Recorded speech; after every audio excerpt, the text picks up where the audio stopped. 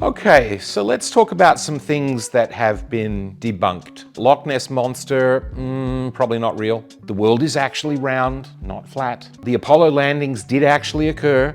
The flag stands up because they had a metal thing in it that held the flag up, okay? Coupled motion does not occur in the lumbar spine. Coupled motion does not occur in the thoracic spine. Coupled motion does occur in the cervical spine, but only in the mid to lower cervical spine, and hint, hint, it couples to the same side. If you want references, use my name, Chris Showalter, look for Chad Cook, look for Jean-Michel Brismy, look for Phil Sizer, look for Peter Hubricks.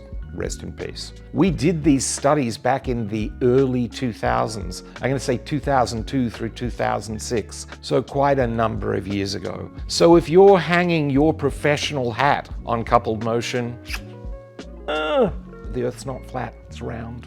What about the concave-convex rule? Let me tell you a little story. When I was in third year in PT school, I left on Friday night from the library with a copy of Carlton Bourne's Peripheral Manipulation, and the head of orthopedics was coming out, and she said to me, "Chris, what are you doing with that?" And I said, "I'm going to read it over the weekend." And she said, "It's an interesting book. Here, hand it to me." I handed it to her. She put it back in the return chute.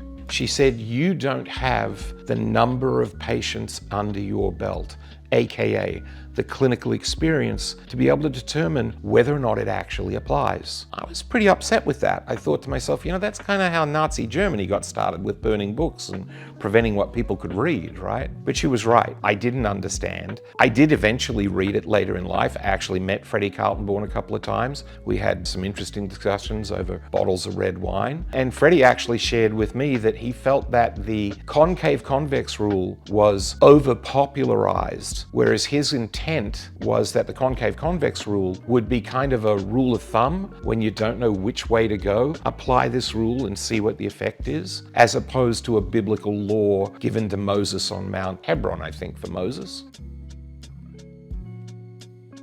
So the concave-convex rule was something that was brushed upon in PT school. In PT school in Australia, we didn't learn dogmatic principle. We learned case-based clinical reasoning. For example, first clinical lab in PT school was the shoulder. First biomechanics lecture was the shoulder. First cadaveric anatomical dissection was the shoulder. First treatment protocol series was the shoulder. You learnt the shoulder and you looked at shoulders and you treated shoulders and you developed an appreciation for shoulders. And then we moved down the arm to the elbow and the wrist, the hand, hip, knee, etc., spine, etc. So we developed our ability to assess and treat patients not on philosophical dogma, but based upon clinical experience, building clinical presentations in our brains, which allowed us to go back and do a deep dive into that encyclopedic knowledge of, I've seen 1,000 patients like this, and most of them seem to respond well to a particular technique. If it's not contraindicated, why don't I just try that technique and see what happens?